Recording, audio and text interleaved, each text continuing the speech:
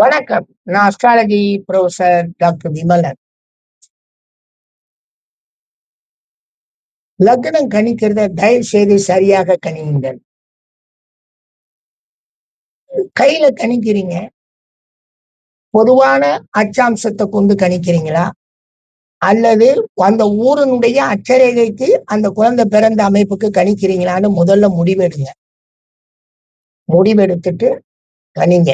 இன்னைக்கு சரியா ஒரே ஒரு நிமிஷத்துல துலா லக்னம், அங்க சுக்கிரன் ராகு 7ல கேது.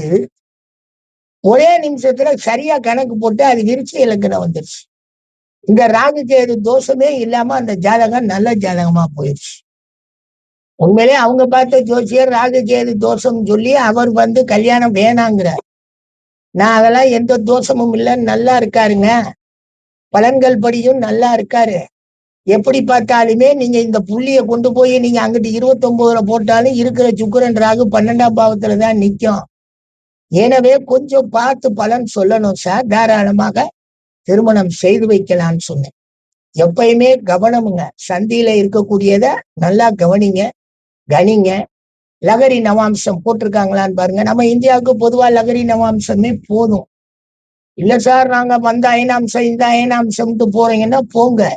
ஆனா ஒரே அயனாம்சமா ஃபாலோ பண்ணுங்க. லகரி அயனாம்சம் சைத்திரபட்ச அயனாம்சம் வந்தாலும் மாறுறதுக்கு வாய்ப்பு இருக்கும்.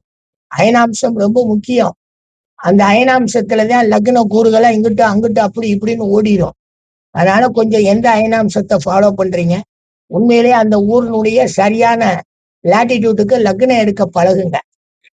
நன்றிங்க, நன்றிங்க.